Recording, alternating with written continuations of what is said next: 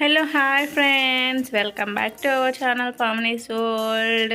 ఈరోజు అయితే నేను గోంగూర నువ్వుల పచ్చడి అయితే చేసి చూపిస్తున్నాను. ఎంత బాగుందో తెలుసా, చాలా అంటే చాలా బాగుంది. దేంట్లోకైనా రోటీ, రైస్, చపాతి దేంట్లోకైనా చాలా బాగుంటుంది. తప్పకుండా ట్రై చేయండి.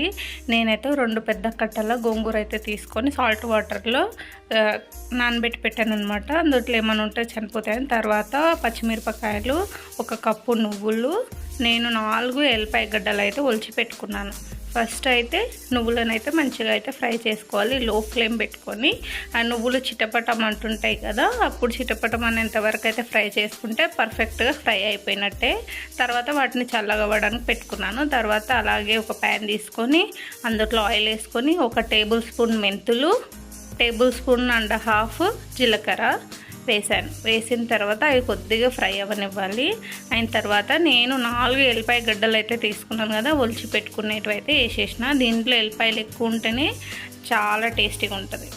తర్వాత 4-5 రెమ్మల కరివేపాకు వేసి అలా ఫ్రై అయిన తర్వాత మనం కడిగి పెట్టుకున్న పచ్చిమిరపకాయలు అయితే వేసేయాలి. మీ కారానికి తగ్గట్టు, మీరు ఎంత గోంగూర తీసుకుంటున్నారో దానికి తగ్గట్టుగా పచ్చిమిర్చి అయితే వేసుకోండి. నేను గోంగూర కొంచెం పులుపు ఎక్కువగా ఉంటుంది కదా, దానికి తగ్గట్టుగా నేను పచ్చిమిర్చి అయితే తీసుకున్నాను. ఇంకా పచ్చిమిరపకాయలు అయితే మంచిగా ఫ్రై అవ్వనివ్వాలన్నమాట. ఆల్మోస్ట్ మంచిగా పచ్చిమిరపకాయలు అయితే ఫ్రై అయిపోయినవి. ఇప్పుడు తీసుకొని చల్లగా చేసుకోవాలి. ఇంకొక కడాయి అయితే తీసుకొని దాంట్లో ఆయిల్ వేసుకొని పసుపు వేసిన తర్వాత వెంటనే మనం కడిగి పెట్టుకున్న గోంగూర అయితే వేసుకోవాలి.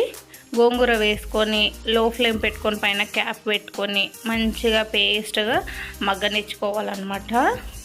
ఈ గోంగూర ఊరికేనే మగ్గిపోతుంది, చాలా ఫాస్ట్గా కుక్ అయిపోతుంది కూడా.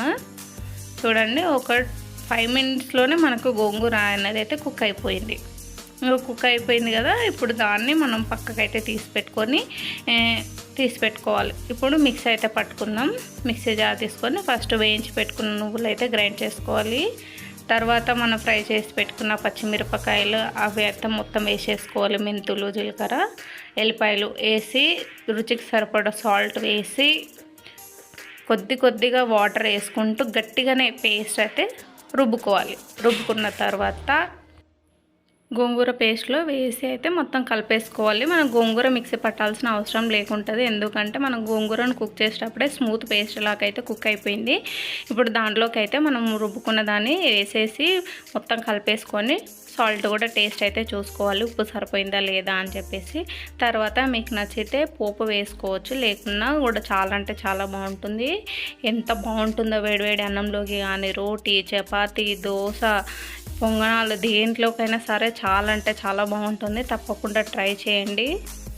Thanks for watching. Take care. Bye bye. Please subscribe to Pavani's world channel.